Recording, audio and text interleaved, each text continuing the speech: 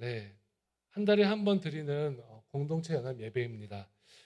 지난달에 이제 소그룹 연합 예배 이렇게 이름을 붙였다가 소그룹은 조금 더 이렇게 뭔가 조직적인 이름이 나고 행정적인 이름이 나서 공동체로 이름을 부르면 좋겠다 이렇게 말씀을 드렸었어요.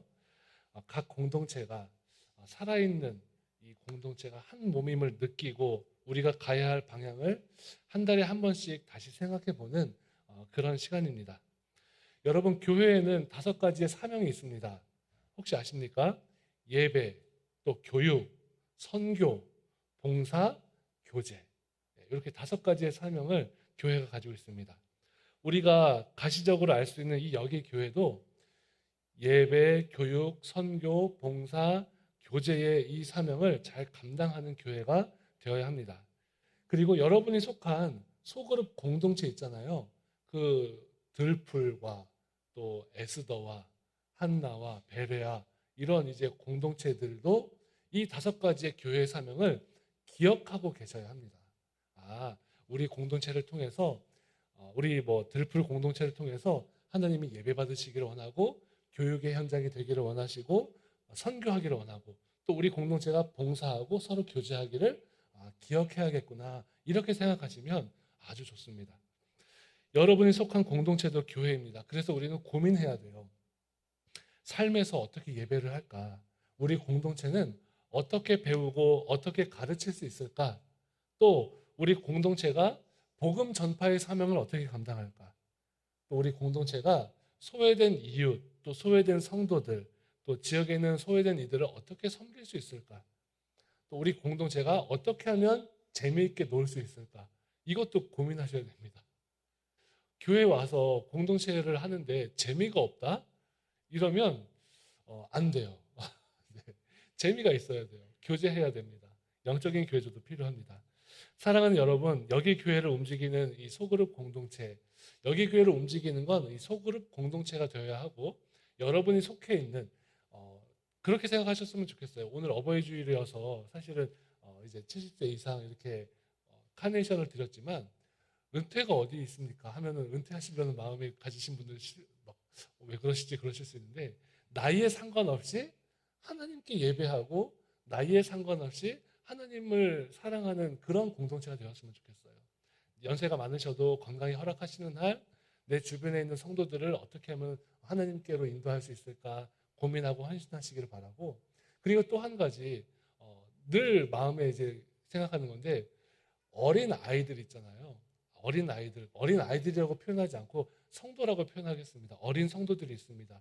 초등학교에 다니는 성도들, 유치원에 다니는 성도들, 중학교에 다니는 성도들, 그 성도들도 우리가 똑같은 모습으로 함께 이 교회에서 신앙생활 하기를 바랍니다. 그래서 나이가 어리다라고 해서 봉사를 못하는 것이 아니라 어린 성도들도 봉사를 하고 또 나이가 많으시다고 해서 못하는 게 아니라 연세가 많으셔도 봉사하고 서로 아름다운 공동체를 이루어가는 것이 참 중요하다고 생각해요. 교육학적으로는 어린 아이들이 교회에서 봉사를 하면 교회를 떠나질 않는 됩니다. 그냥 우리가 주는 거 받아 먹어라 하고서 너희 은혜 받았지 하고 나서 대학교 가면은 어디에 갔는지 모르는데 어린 시절부터 교회를 세우는 일에 함께 이 경험하는 것, 몸이 기억하는 이 경험들이 참 중요합니다. 여기 교회 항상 더 나은 방향으로 움직이는 은혜를 누릴 수 있기를 바랍니다. 지금 성경 읽기 참 잘하고 계시더라고요. 어떤 분은 제가 신방을 갔더니 막 성경 버전을 이게 요 성경이 이제 개역 개정이 조금 어렵게 쓰여져 있으니까 요 이제 뭐죠 세번역 성경도 보시고 우리말 성경도 보시고 막 이렇게 보시는 분들도 계셔서 깜짝 놀랐습니다. 목사보다 낫다 이런 생각도 했어요. 정말이에요. 그런데 그렇게 재미있게 또 열심히 성경 읽는 생활을 하시는 것 참 중요하지만 기도하고 성경 읽으시기를 바라고 그 성경의 말씀이 내 삶에 이루어지는 걸 믿음으로 고백하는 그런 믿음도 우리 가운데 늘 있으면 우리 참 소그룹 생활 좋구나 이렇게 느끼실 것 같습니다. 스펜서 존슨이 쓴 누가 내 치즈를 옮겼을까라는 책이 있어요. 제목은 많이 들어보셨죠? 누가 내 치즈를 옮겼을까라는 책이 있는데 그 책의 두 번째 2장에 보면 이런 이야기가 나옵니다. 아주 먼 옛날에 생쥐 2마리와 어린 사람 2명이 있었어요. 생쥐 2마리와 사람 2명이 있었는데 이건 뭐 지어낸 이야기겠죠. 미로 속에 살고 있었습니다. 그런데 이들은 다 이름들이 있지만 이름이 크게 중요하지 않습니다. 그래서 그냥 말할게요. 이들은 모두 미로 속을 찾아다니면서 치즈를 찾고 있었어요. 미로 속을 헤매면서 치즈를 찾고 있었는데 어느 날 미로 속에 있는 치즈 창고를 발견했습니다. 저희 아들들도 치즈를 굉장히 좋아해요. 네, 지금 뽀시락 하는 게 치즈를 아니겠죠? 네. 네. 그런데 그 치즈 창고를 발견하고 이 창고 안에 치즈가 많이 쌓여 있는데 그 치즈를 먹으면서 그 편안한 생활에 젖어들었습니다. 2사람은 행복을 지었고 사람 2명은 행복을 즐기면서 그 기분에 취해 있었고 생쥐 2마리는 이 치즈를 먹으면서 냄새를 맡고 모양을 보고 어제보다 얼만큼 줄어들었는지 어떻게 달라졌는지를 늘 체크했어요. 그런데 어느 날 창고에 와보니까 치즈가 하나도 없는 거예요. 생쥐들은 매일 치즈를 살펴보았기 때문에 크게 놀라지 않았습니다. 그래서 매일매일 치즈가 조금씩 줄어들고 있었음을 이 생쥐 2마리는 알고 있었어요. 그래서 바로 지금 이대로 있으면 안 되겠다. 창고에 치즈가 없으니까 또 다른 창고를 찾아 떠나자 하고서 미로 속으로 다시 달려갔습니다.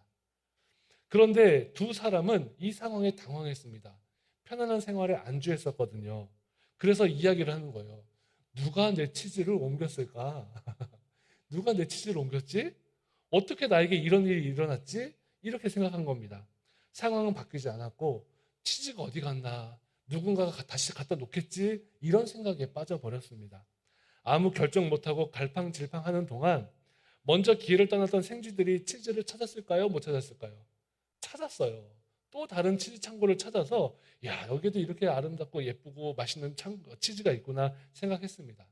그런데 사람들은 계속해서 그 창고를 비어있는 창고를 지킨 것입니다. 결국 어떻게 하나 하다가 그 중에 한 사람이 길을 떠나기로 결정했습니다. 이게 떠나도 맞나? 두렵고 불안했지만 너무 배가 고팠고 힘들어서 이대로 있다가는 큰일 나겠다. 떠나자라고 생각하고 미로 속으로 달려갔어요.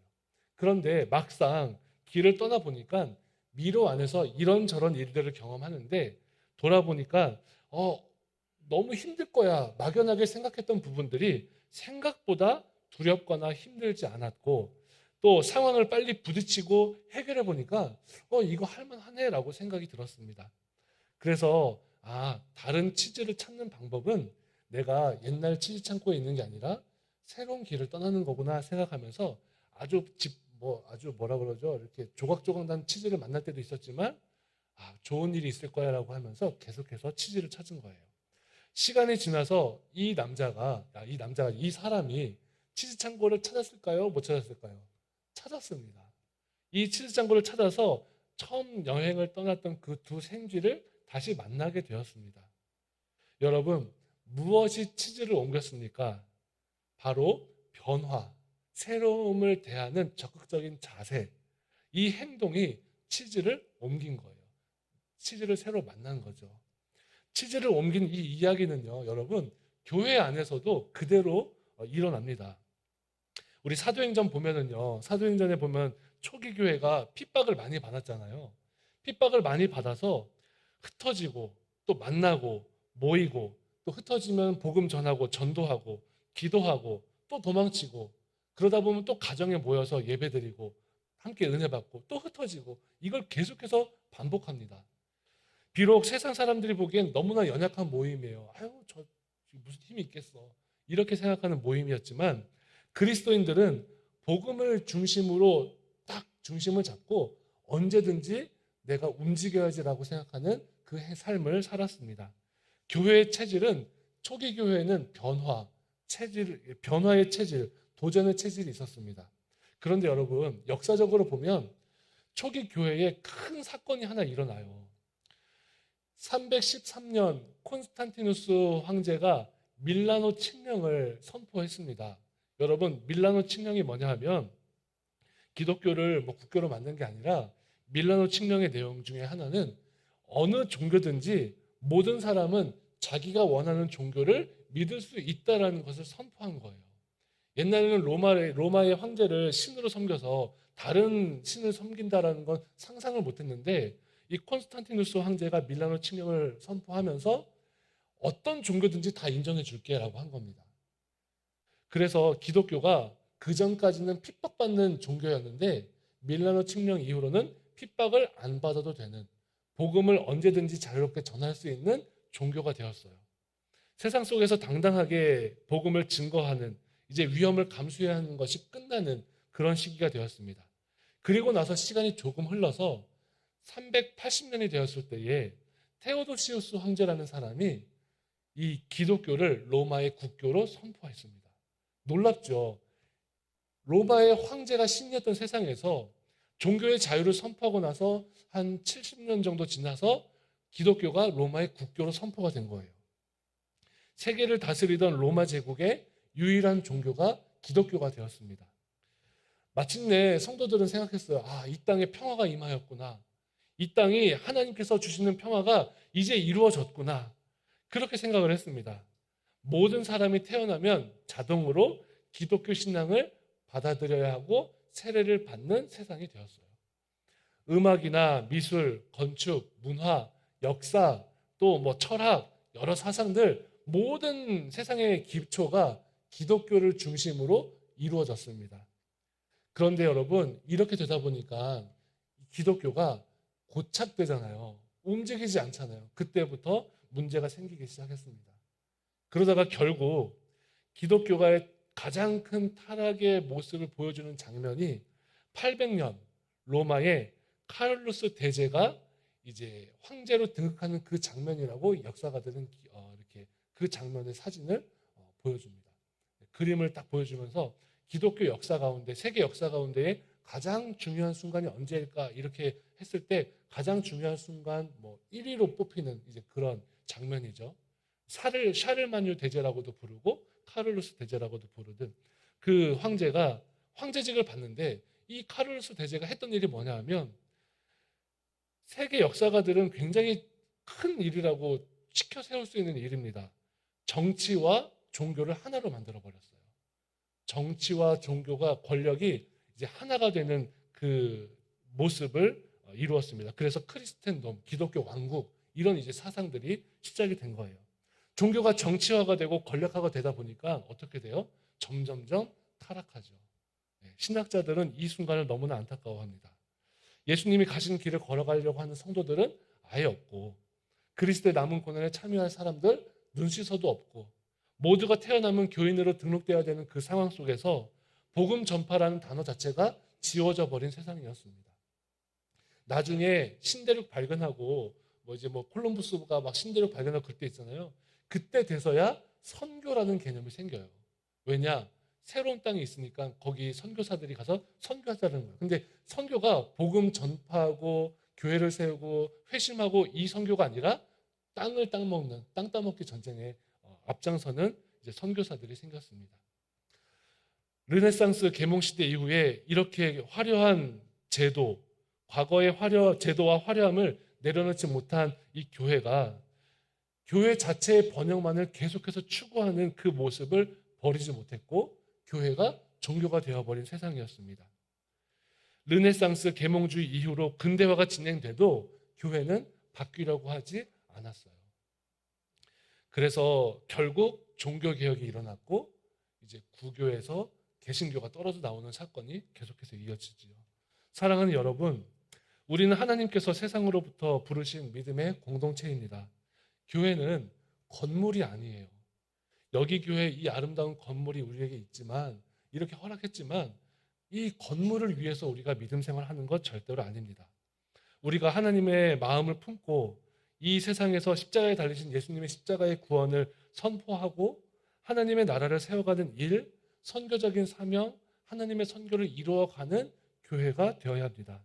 교회 건물은 그 사명을 잘 감당할 수 있도록 돕는 기능을 하는 것이 교회 건물의 목적이죠. 어느 날 갑자기 여러분 이 여기 교회에 막 벼락이 쳐가지고 교회 여기 천정이 빵꾸가 뚫리고 물이 새고 교회가 무너져서 여기 예배실을 쓸 수 없다고 해도 그게 무슨 상관이에요? 아무 상관없어요. 우리 믿음 생활하고 주님의 사람으로 살아가는 일엔 전혀 아무 상관이 없습니다. 치즈를 찾아 나서는 것을 우리는 두려워할 필요가 없습니다. 저와 여러분 모두 다 하나님의 마음으로 여전히 주님 사랑하면 그곳으로 되는 것이고, 내가 있는 그곳이 하나님께서 임재하시고 역사하시는 곳이 될 수 있기를 소망하는 마음으로 기도하며 걸어가면 그것으로 충분한 것입니다. 어떻게 하면 주님이 기뻐하실 수 있을까? 이것을 고민하는 삶을 살아가면 우리 교회 건물 필요가 없고 그냥 여기 앞에 주차장에서 천막 치고 예배 드려도 전혀 문제가 없다라는 말씀입니다. 모든 민족을 제자로 삼을 수 있다면 교회 건물 없어도 불편할 뿐이지 괜찮고요. 있으면 그 역할을 더 잘 감당할 수 있는 기능적인 역할을 주기 때문에 참으로 좋은 것이지요. 지금 여기 교회 같이 모일 수 있는 장소와 기도할 장소가 있다면 하나님 나라 세워갔는데 참 유익해서 하나님께 감사드립니다. 지난 수십 년 동안 우리 전통적인 교회의 모습을 보면 사실은 조금 충격적인 모습을 살펴볼 수가 있어요. 우리가 익히 알고 있는 우리 교회의 모습들 있잖아요. 뭐 제가 비판적으로 이야기를 하는 건 아니지만 여러 리서치를 통해서 조사한 내용들을 몇 가지 말씀을 드리면, 기존에 우리가 알고 있는 이 제도적인 교회들, 그런 교회의 모습을 보면 보통 전체 구성원의 15%가 교회를 위해서 봉사하고 교회를 돌보게 하는 그런 역할을 준다라고 합니다. 어느 교회든지 한 15%가 헌신자로 쓰이게 된대요. 그런데 그런 상황에 있는 전통적인 교회의 모습들, 우리가 흔히 알고 있는 교구에 뭐 구역장님이 계시고 성도들을 돌보고 또 조직을 갖추고 또 그 역할을 감당하는 뭐 이런 교회들의 모습에 15% 정도가 활동을 하는데, 이런 교회들의 성장과 상황을 조사를 해보면 한 3분의 1 정도, 33% 정도가 50명 정도로 성장하다가 그 정도에서 그친대요. 교회가 성장하다가 50명 정도 모이다가 전통적인 교회 안에 구조 안에서는 뭐 성장을 멈춘다라고 합니다. 그런가 하면 나머지 33%, 한 3분의 1 정도는 성장을 하다가 한 150명 정도 수준에서 그 성장을 멈춘다라고 해요. 뭐 성장이 다는 아니지만 그렇게 조사가 됩니다. 그런가 하면 28% 정도, 그 28% 정도의 교회들은 한 350명까지 성장을 하다가 보통 성장을 멈춘다라고 합니다. 그리고 나머지 5% 정도가 한 1000명에서 2000명 정도까지 성장을 하는데, 그도 어느 이상 성장하다가 성장을 멈추게 된다라고 합니다. 우리 교단의 상황을 돌아보면 대한예수교 장로회 우리 통합측 교단입니다. 우리 지도 위에 십자가 있는 그 교단이죠. 우리 교단에서 조사한 내용을 보면은요, 2022년도 12월 31일 기준으로 우리 교단의 교회가 9,476개입니다. 생각보다 굉장히 많더라고요. 9,400개, 9,500개 정도 되고, 모르긴 몰라도 9,477개는 확실할 것 같습니다. 네, 우리 교회가 있으니까 뭐 그 이후로도 뭐 어떻게 막 가감이 있겠죠. 통합 측 교단의 전체 우리 성도 수는 뭐 우리 한국 기독교는 뭐 1000만 기독교다 이렇게 얘기를 했다고 하지만, 통합 측 전 교단의 전체 성도가 2013년에는 280만 명이었고요. 조사했던 2022년에는 230만 명, 그러니까 50만 명이 줄어드는 거예요. 그리고 앞으로 2031년도가 되면 180만 명 정도 될 것이다라고 예측을 합니다. 이 예측은 플러스 마이너스 5% 정도 차이가 있을 것이다, 이렇게 생각을 해요. 여러분, 그리고 우리 교단에 50명이 되지 않는 9,476개의 교회 중에 50명이 되지 않는 교회는 54%, 54.5%가 50명이 안 되는 성도들이 이제 활동을 하는 교회입니다. 그리고 100명 이하의 교회들, 그러니까 아까 50%, 54% 포함해서 100명 이하의 교회의 성도들을 가지고 있는 교회가 70%입니다. 우리 교단 9,500개의 교회 중에 70%는 100명 이하의 성도 교회예요. 그리고 1000명이 넘는 교회는 4% 정도 된다고 합니다. 지금 상황은 그렇대요. 그런데 여러분, 대부분의 교회가 가지고 있는 이 기존의 교회 제도들, 이 틀대로 걸어가다 보면 20년, 30년 전에는 그때 상황에는 그 조직이 너무나 잘 맞았어요. 너무나 좋았고 너무나 효율적이었고 교회를 세워가는데 아주 잘 쓰임을 받았습니다. 그런데 벌써 이런 자성의 목소리가 오래전부터 드러났지만 그때의 그 조직의 시스템이 우리가 흔히 알고 있는 교구와 구역 또는 뭐 교구와 뭐 순, 뭐 목장 뭐 여러 가지 이런 교구 이런 일반적인 시스템이 이제는 한계에 다다라서 성도들의 삶을 품어주지 못하고 있다라는 조사는 오래전부터 제기가 되었습니다. 지금은 한계에 다다랐습니다. 2024년 지금 우리가 어떤 길로 나아가야 하겠습니까? 교회를 보면서 우리 여기 교회가 치즈를 찾는 교회가 되어야겠구나. 치즈를 찾아 나서는 교회가 되어야겠구나. 이런 생각들을 했습니다. 그러기 위해서는 하나님 나라의 이 선교, 하나님의 선교 이 개념, 선교적인 교회에 대한 이 개념을 우리가 충분히 공유할 수 있어야 합니다. 그리고 삶의 현장을 통해서 하나님 나라가 이루어지고자 하는 그 의미를 잘 알아야 돼요. 모이는 게 중요했었던 시대가 있었다면 이제는 흩어져서 여러분의 삶의 자리에서 어떻게 살아가야 하는지에 대한 고민하는 그런 교회가 훨씬 더 중요해진 세상입니다. 이제 그 역할도 감당하고 그 은혜를 붙들어야 우리 교회에 희망이 있을 수 있습니다. 단지 모여야 하고 모이는 성도들이 몇 명이 되기 때문에 이렇게 우리는 괜찮다 이렇게 하는 것은 중세교회가 그 제도 안에서 자신들의 화려함을 보고 만족했던 것과 크게 다르지 않을 수 있습니다. 여기 교회도 사명을 잘 감당할 수 있는 교회가 되기를 바랍니다. 기도하기는 최소한 이 지역사회 안에서 우리 교회가 역할을 감당할 수 있도록 양적인 성장을 할 수 있으면 참 좋겠습니다. 이 지역사회 안에서 그래 여기 교회가 지역을 위해서 이렇게 활동하고 이렇게 힘을 쓸 수 있구나. 사실은 성도들이 어느 정도 모이지 않으면 할 수가 없어요. 하기가 너무 힘듭니다. 그래서 기도하기는 우리 여기 교회도 어느 정도 성도님들이 채워지고 또 이 예배실이 모자라서 예배를 2번 나눠서 드릴 수 있게 되고 3번 나눠서 드릴 수 있게 되고 그렇게 되면 참 좋겠죠. 그렇게 되기를 바랍니다. 그런데 앞에 말씀드린 이런 내용들에 대한 이 노력들이 없으면 그러한 부흥은 우리에게 양날의 검이 될 수 있다는 거예요. 오늘 식사하면서 우리 옆에 있는 이제 우리 청년 선생님과 잠깐 얘기를 하면서도 저도 마찬가지고요.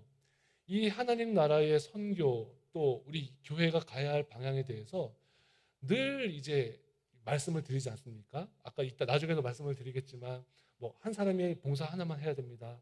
또 삶의 자리에서 살아가는 것에 대해서 고민해야 됩니다. 뭐 이런 얘기들을 할 때 사실 끝으로 나와서 이제 결론 짓는 것은 소그룹 공동체가 건강하게 세워져야 하는 거예요.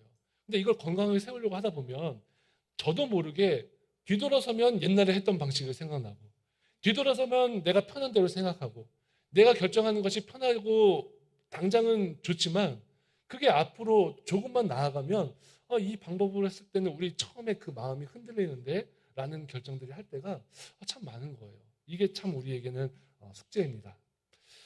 공동체 중심의 교회, 우리 여기 교회는 말씀드린 것처럼 가능한 한 많은 성도들이 하나님 나라의 일에 헌신되어야 합니다. 다시 말씀드리지만 한 사람이 봉사 하나를 했으면 좋겠고요. 앞으로도 그렇게 되기를 바랍니다.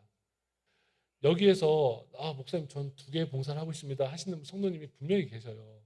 너무나 죄송한데 우리의 방향은 한 사람이 하나의 봉사입니다. 주일 1인 1봉사 주중에도 만약에 봉사하실 수 있다면 그것까지는 허락하자 우리 지난 시간에도 말씀을 드렸고요.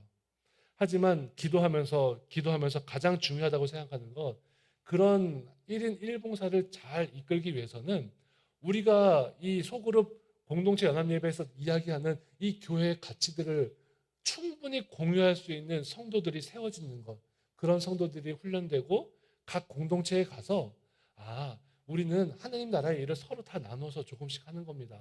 한 사람에게 몰리는 것 절대로 건강하지 않다고 생각해서 아무리 힘이 없고 난 교회 봉사해 본 적이 한 번도 없어요 라고 하는 분이라도 주보 한 장 나눠줄 수 있잖아요. 그렇죠? 누구라도 할 수 있거든요. 그래서 그 일을 우리는 잘 감당할 수 있기를 바랍니다. 교회의 일이 꼭 아니어도 괜찮습니다. 우리의 삶의 자리에서 하나님의 나라를 세워가는 그 헌신을 우리는 해야 합니다. 리더도 일봉사로 해야 하고요. 어린이 성도들도 일봉사해야 합니다. 건강이 허락되는 한 시니어 성도들도 일봉사 할 수 있는 마음을 기도하십시오. 그런데 이 봉사는 제가 1인 1봉사 해야 된다라고 하면서 나 지금 1봉사 해야지 나에게 강요하시는구나. 이것이 아니라 자발적으로 해야 돼요. 자발성이 없으면 우리 계속해서 말하는 이 소그룹이 건강해지고 나누어지고 가는 것에 대해서 굉장히 큰 위험에 빠질 수 있습니다. 자발적으로 하시되 건강이 허락하시는 한 은퇴는 없다 생각하시고 하나님 앞에 나오시기를 바랍니다. 오늘도 오전 예배 보니까 사실은 앞에 자리가 몇 개 있었고 뒤쪽에는 막 꽉 찼어요. 그래서 안내 서시는 분이 한 분 계시면 좋겠다 이 생각을 했거든요. 예배실 앞쪽에서 이렇게 앉으시라고 권면하면 얼마나 좋을까. 그런 것들은 뭐 나이에 상관없이 누구라도 할 수 있지 않습니까? 여러 가지 사역들이 우리 눈에 보이는데 옛날 또 우리 천안중앙교회 우리 원로 목사님께서 설교하실 때 그 말씀이 저는 항상 기억에 남는 게 교회 안에 부족한 게 보이면 하나님이 나에게 주시는 사명이라 생각해라 이런 말씀을 제가 들은 적이 있어요. 우리 그 신문수 목사님 휴가 가셨을 때 원로 목사님 설교하시는 날 근데 그게 잊혀지지가 않더라고요. 어쨌든 그렇습니다. 그리고 그런가 하면 우리 공동체 중심의 교회는요 다양해야 돼요. 다양해야 돼요. 전통 교회는 교회 공동체를 전통적인 교회에서는요 교회 공동체로 신자들을 초대하고 불신자들을 초대하는 이 사역을 했었습니다. 이게 참 귀하죠. 그렇게 초대하려고 했었는데 꿈꾸기는 이 앞으로의 교회들은 교회 안에 다양한 소그룹 멤버들이 있죠. 그런데 외부에 있는 불신자들을 교회로 초대하는 것도 중요하지만 교회 밖에서 불신자들과 함께 지내는 것도 중요합니다. 그래서 소그룹이 우리는 지금 주일 오후에 이렇게 뭐 나눔도 하고 모임도 하고 하시지 않습니까? 앞으로 나눠질 수 있다면 그냥 평일날 불신자들하고 서로 교제하고 뭐 예를 들면 아파트 안에서 뭐 골프 치는 소그룹 이런 거 만들으셔도 참 좋을 것 같아요. 그리고 그 안에서 우리 교회에서 함께 하나님 나라를 위해서 기도하는 성도들이 있다면 그 성도들끼리 말씀 나누고 너희들 이렇게 골프 모임이 있는데 왜 이렇게 너희들끼리 재밌냐 무슨 얘기냐 할 때에는 우리는 이렇게 신앙생활해 교회에서 예배드리고 이 골프 모임에 와서 정말 좋은 이야기 하나님 나라의 복음 기독교 정신을 어떻게 하면 이루어갈 수 있을까 그거 고민하는 거야. 그렇게 믿음 생활하면 얼마나 멋질까. 그분들과 함께 지역에 있는 어린이들 또 어려우신 분들을 찾아가서 도울 수 있다면 그 골프 모임에 불신자들이 있다 한들 얼마나 아름다운 우리 교회 모임이 될까. 이런 생각까지도 해보는 것입니다. 성경 읽기 안 해도 예배에 참여하지 않아도 하나님 나라의 가치, 기독교의 정신을 전하는 그런 공동체의 모임들이 앞으로 우리 교회에도 있기를 바라요. 지금은 우리 교회 안에서만 있지만 만약에 여기서 목사님 제가 농구를 좋아하거든요. 농구를 꽤 합니다. 여러분 보시기에는 저 등치에 목사님이 하려나 하겠지만 일단 저에게 공이하면 그래도 들어갈 확률이 많이 있고요. 되게 좋아하거든요. 만약에 제가 성도님이라면 뭐 이렇게 농구 하는 동아리를 만든다고 할 때 저도 가서 같이 할 것 같아요. 그럴 때에도 지역에 있는 우리 주변에 있는 분들한테도 광고도 할 수 있고 같이 활동할 수 있고 꼭 주일에 모이지 않아도 괜찮다라는 거. 그렇지만 그 안에 있는 우리 교회 멤버들은 하나님 나라의 선교에 대한 가치를 확실히 계속해서 재생산해야 한다는 것. 그것을 기억해야 합니다. 우리 모두가 사역자입니다. 모두가 새 포도주고 모두가 새 부대입니다. 각자야 우리의 삶의 문화 속에서 삶의 자리 안에서 어떻게 하면 하나님의 뜻을 이룰 수 있을까 이것을 고민하자라고 말씀을 드렸어요. 현재 공동체가 부흥해서 나누게 될 때에 지역에 따라서 아까 말씀드린 대로 교회의 사역에 따라서 또는 성도님들의 관심에 따라서 자유롭게 나누어지고 배가 증식할 수 있기를 바라고요. 그런가 하면 우리 아시겠지만 꼭 그렇게 되면 절반으로 만약 우리가 20명이 모여요 목사님 그럼 10대 10으로 나눌까요? 이게 아니라 그 안에서 기도하고 헌신된 하나님의 사람들 훈련받은 사람들이 자신이 기도하는 만큼 이런 소그룹으로 우리가 한번 도전해보자 라고 할 때에 그렇게 소그룹이 성격에 따라서 나눠질 수 있으면 참 더 좋겠습니다. 다양한 가치를 유지하려면 정말 중요한 것 리더의 생산입니다. 우리 여기 교회 저도 마찬가지고 앞으로 소그룹의 리더 또 소그룹에 있는 부리더들 이렇게 우리가 이제 세워가면서 함께 시간을 보내고 훈련하고 하나님 나라에 대한 꿈을 계속해서 꾼다면 하나님께서 우리 여기 교회에 더 큰 은혜를 주시지 않겠나, 이런 확신이 있습니다. 여러분, 여기 교회 어떤 교회이죠? 좋은 교회입니다. 세상에 기쁨 되는 교회입니다. 오늘 읽은 말씀, 나와 같이 모든 일에 모든 사람을 기쁘게 하여 자신의 유익을 구하지 않고 다른 사람의 유익을 구하여 그들로 구원을 받게 하라. 고린도전서 10장 33절 이 말씀에 따라서 세워가는 하나님 나라예요. 제가 여기 교회 준비하면서 사명 선언문을 정해봤는데 우리 함께 하나 띄워주시겠습니까? 자, 우리 요 사명 선언문을 함께 같이 읽어볼게요. 오늘 설교하고 우리 계속해서 설교하고 말씀 나누는 모든 게 다 들어있다라고 생각해 주시면 좋겠습니다. 같이 읽어보겠습니다. 시작. 여기 교회는 길이요 진리요 생명이신 예수 그리스도의 제자가 되어 공동체와 삶의 자리에서 복음을 선포하고 기쁨을 나누고 이웃을 섬김으로써 구원의 사명을 감당하며 하나님 나라를 세워 하나님께 영광 돌리는 교회를 만든다. 아멘. 예, 너무나 이게 좋은 글이에요. 어디 하나 빼놓을 수가 없습니다. 이 사명을 마음에 품고 어떤 부분, 이 사명 선언문 안에 있는 어떤 한 구절을 내가 어떻게 이루어갈 수 있을까, 그것을 위해서 놓고 기도하시면 좋겠습니다. 그 기도가 응답되는 것을 경험하는 우리 여기 교회가 되기를 바랍니다. 우리 함께 찬양하고 잠깐 기도했으면 좋겠습니다. 우리 아까 우리 찬양팀에서, 예배팀에서 이렇게 함께 찬양했던 찬양인데요, 하나님은 너를 지키시는 자.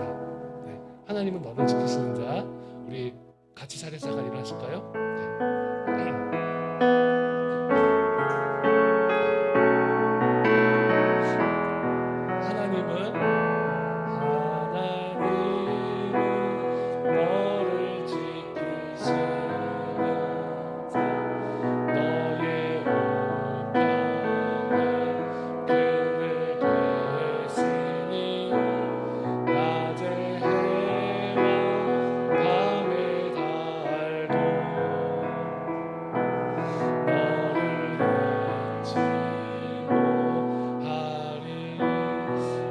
사명을 함께 감당하는 교회가 되기를 바랍니다.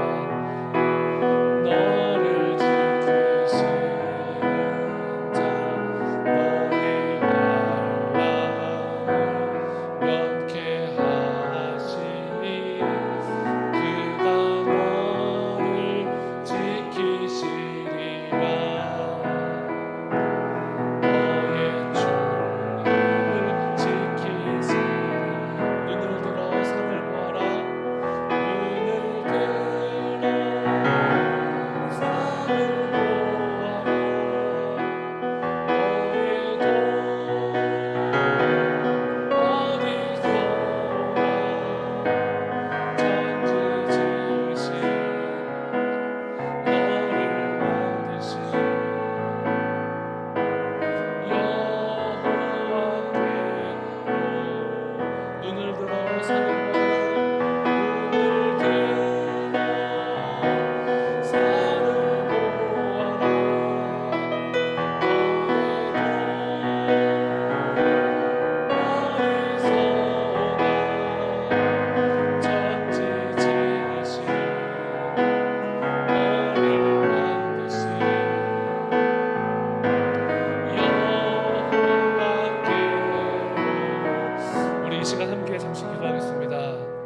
여기 교회 각 소그룹에 있는 소그룹 원들을 위해서 기도합니다.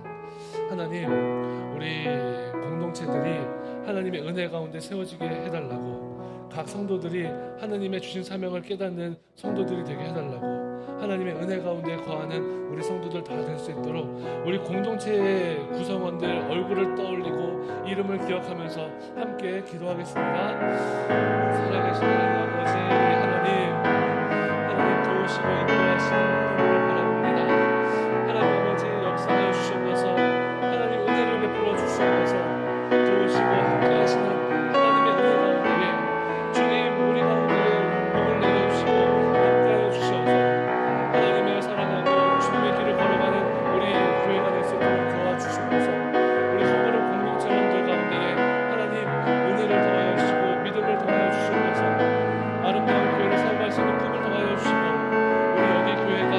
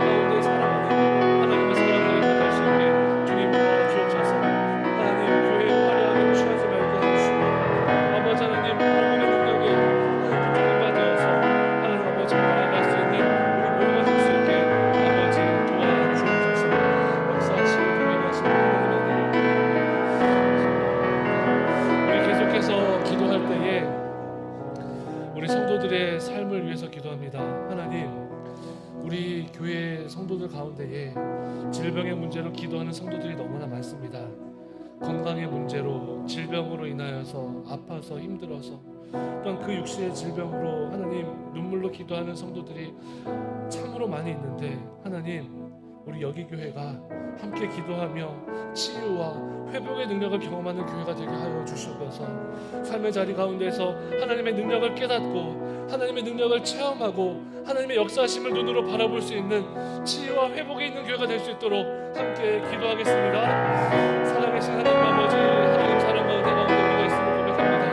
하나님 우리 여기 교회 성도들 가운데에 참으로 질병의 어려움으로 인해서 기도하고 있는 성도들이 많이 있습니다.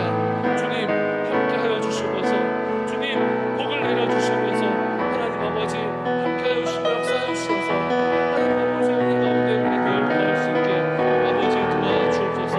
전능하신 주의 은혜가 늘 우리 가운데 차고 넘칠 수 있도록 주님 역사하여 주시고, 하나님 아버지 함께하신 하나님을 바라보고 함께하신 하나님의 능력을 체험할 수 있는 모든 성도들 다 될 수 있게 아버지 도와주시옵소서. 하나님 아버지 앞에 쓰임받을 수 있도록 우리에게 도전을 더하여 주시고, 하나님의 은혜 가운데 늘 차고 넘치는 경험을 할 수 있도록 하나님 아버지 함께하여 주시옵소서. 하나님 아버지 주님 사랑하고 주님 의지하는 모든 성도들이 될 수 있도록 치유와 회복의 본능을 우리 주님 손으로 안수함을 경험하고 우리 주의 손으로 치유와 회복의 은혜로 나음을 경험할 수 있는 하나님의 사람들이 될 수 있도록 아버지 도와주시옵소서. 하나님 아버지 역사하여 주시옵소서. 하나님 함께하여 주시옵소서. 주의 은혜가 우리 가운데 될 수 있도록 아버지 하나님 역사하여 주시며, 하나님 아버지 성도 충만하게 하나님 아버지 능력으로 쓰임받지 않고서는 하나님 아버지 함께할 수 없음을 그 믿음으로 고백하는 하나님의 사람이 다 될 수 있게 아버지 역사하여 주시옵소서. 매일매일 삶 가운데서 주님 바라보게 해주시고 하나님만 바라보는 우리 모두가 될 수 있게 도와주옵소서. 도우시는 하나님, 하나님의 은혜와 사랑이 우리 가운데 늘 가득하게 하여 주심에 감사를 드립니다. 하나님, 우리 사랑하는 여기 교회가 선하고 아름다운 공동체가 될 수 있도록 역사하여 주옵소서. 교회로서의 사명을 깨닫게 하여 주시고, 시대와 상황이 바뀔 때마다 하나님의 나라를 꿈꾸고 하나님의 나라를 이뤄가는 일에 헌신할 수 있도록 주여 도와주옵소서.